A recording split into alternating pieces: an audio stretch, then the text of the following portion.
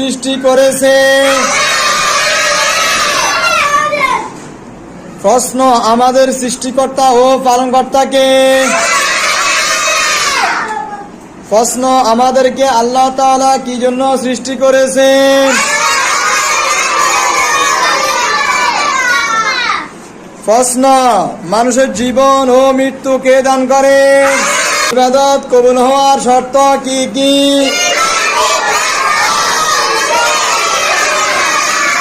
শারীরিক কয়েকটি ইবাদতের নাম বলো।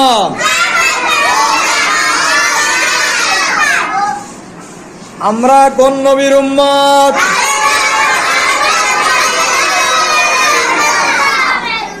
আমাদের নবীদের নাম শুনলে কি পড়তে হয়?